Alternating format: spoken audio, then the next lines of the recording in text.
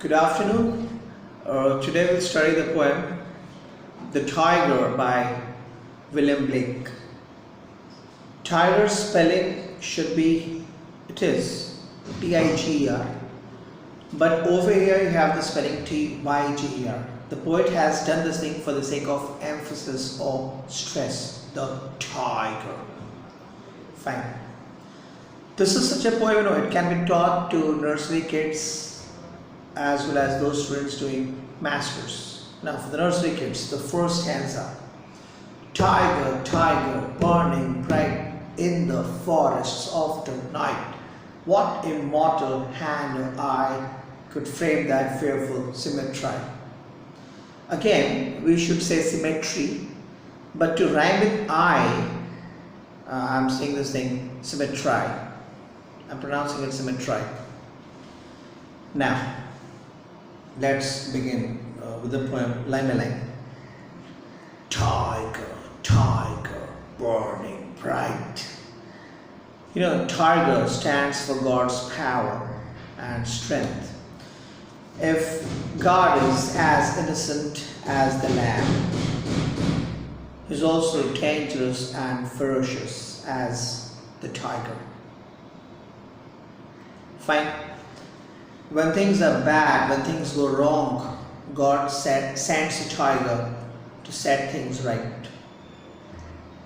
Tyger, Tyger, burning, eyes bright in the forests of the night.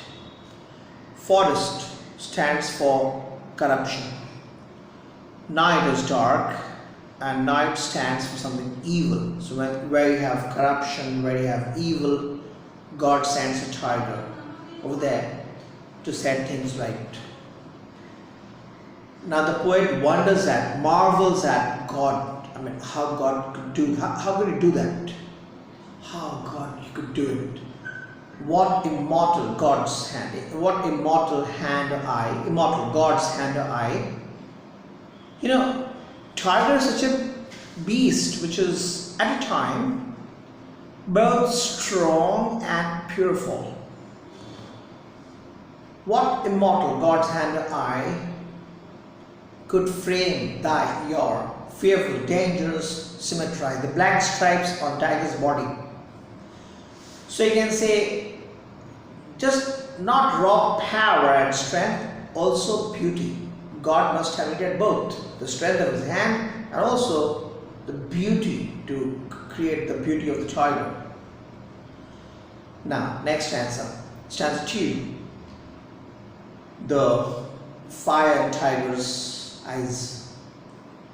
In what distant deeps or skies burnt the fire of thine eyes, your eyes? You should know this thing, that deep is a poetic word for sea. So the fire what you have in Tiger's eyes, the power, the ferocity, the danger what you have in the tiger's eyes, the fire. Where that fire was it in the sea or was it there in the sky? Fine. Now God went over there, brought the fire from that place to His workshop where He was making the tiger and put it into Tiger's eyes. So, in what distant far away deep sea or skies burnt the fire of Tiger's eyes, and then God took the fire from that place, wherever, and then God flew from that place. God had wings to fly. So imagine the wings of God, that the wings did not get burned, and imagine the hand of God which got hold of the fire to bring from that place. On what wings dare he aspire? What the hand of God dare seize the fire? Stanza 3. And what shoulder and what art? Now, shoulder of God. To make the strong beast like tiger, God must have needed good strength of His shoulder, of His shoulders. Yeah? So what the shoulder of God, and then what art also to create beauty and strength both.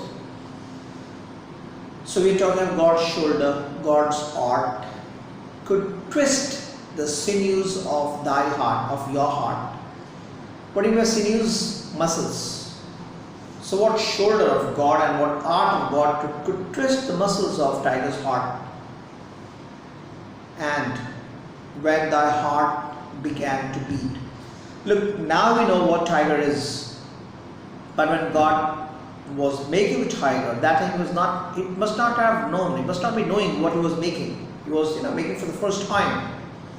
So now the heart starts beating of the tiger. The terror has been born in the world. What dreadful, dangerous hand of whose? Of the tiger this time. And what dangerous feet of the tiger. The terror has been born. Stanza 4. What the hammer, what the chain. Martin Price and others, they say, Martin, M-A-R-T-I-N, P-R-I-C-E, a critic, Martin Price and others say that stanza 4 refers to factory mage. In the factory you have hammer, you have chain. In what furnace was your brain? Tigers full of anger, danger, ferocity, every time, So, in which furnace God put the brain of the tiger and then to put it inside tiger's head? In what furnace was your brain? And what anvil? Now, anvil. Blacksmiths have anvil, or cobblers have anvil. Like you have an iron thing over here, mass of iron. You put iron, make it hot, and then put on this thing, anvil, and hammer it to give shape to that. Now this thing is called anvil. And what anvil? What dreadful, dangerous grasp. See, suppose I am making the tiger. So my hand's grasp should be a strong one. Then only I can make the tiger. So imagine the dreadful grasp of God himself, that he could catch hold of that beast, the terror. Dare, how dare he? How dare he? Clasp the deadly terrors of the tiger. Dare its deadly terrors, clasp and catch hold of it. How dare he? How dare God do that? Now, Martin Price and some critics supporting this view, they say that look, a laborer working in a factory, say he is born in a village and then after growing up he comes to a city or a town and joins a factory to work over here. He is very innocent in the beginning, but then he's tortured that much, he's exploited, not the torture exactly, he's exploited that much that is forced to retaliate, to rebel, to fight against the owners or against the management. He is forced to become bad, to become ferocious. So you can say, when the factory laborer came from the village and joined the factory, he was as innocent as the lamb. But seeing things bad over here, he became tiger. They have this view when they read this stanza.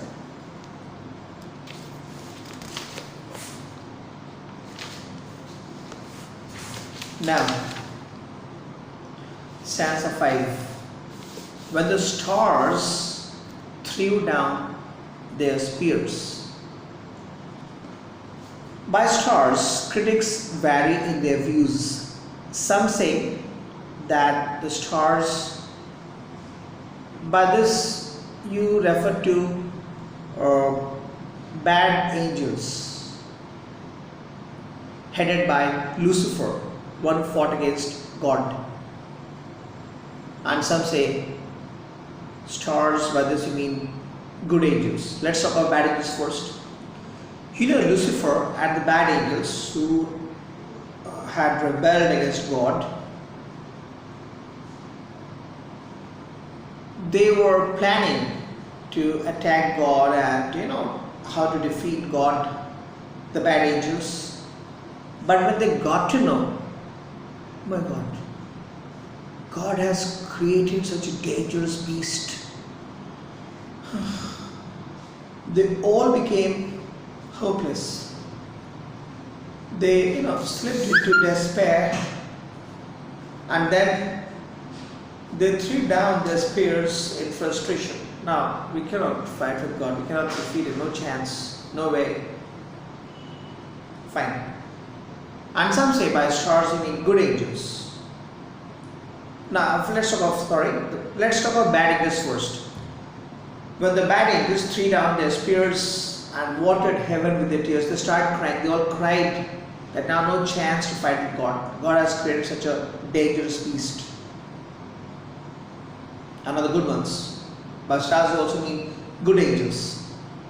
They threw down their spears and they were crying out of happiness, joy. They were celebrating God's success, God's creation.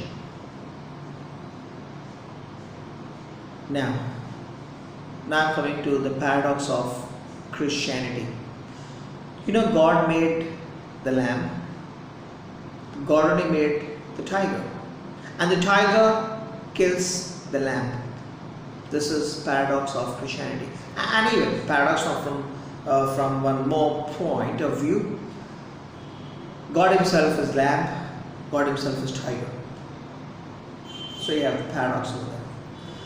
Now, the poet asks the questions over here. You should know something, that in the poem The Lamb, you have questions over there and answers also. The poet puts the questions and then he only answers. But in the poem Tyger, you just have the questions, no answers. Now the poet leaves the readers with their fertile brains to guess at the answers. Fertile, taken from Coleridge. Now, the poet asks, did he smile his work to see? God, say, made the tiger, fine. Once the tiger was made, was God happy after that? Oh my God, what have I see, my goodness, what have I made? Like once God won't say, oh my God, himself God. But then once he made a tiger, what have I made? So was he happy after he had made the tiger? Did he smile his work to see? Did he who made the lamb make you? Paradox of Christianity. Some critics opine that in this line, did he smile his work to see? There is a hint, there is a hidden thing over here. You know what? Like over here, the poet asks, once God did make the tiger, did he smile to see his creation? Over here, some critics say that the poet is smiling at the readers. That readers, whatever you try, you cannot understand my poem thoroughly. So, the poet is smiling at the futile attempt of the readers to grasp at the poem, to understand the poem. Last stanza. Tiger, tiger, burning bright in the forests of the night, what immortal hand or eye dare frame thy fearful symmetry? You can say last stanza is the repetition of the first stanza with only one difference of one word. In the first stanza, in the fourth line, the first word he had there, could. Fourth line of the first stanza, could frame thy fearful symmetry. And last stanza's last line, dare frame thy fearful symmetry. In the first stanza you have could, in the last stanza you have dare. What difference do you have? In the first stanza, the poet marvels at, wonders at God's creation. Marvels at God. How could God do it? How how could God make such a dangerous beast? And the last stanza, you can say, sort of, the poet questions God's goodness. God's goodness. The poet sort of, you can say, questions God's goodness. God, how dare you make the tiger? Tiger kills all in the forest. Tiger, a dangerous beast. God, how dare you make that? Really, I doubt your goodness. That's it. Thank you.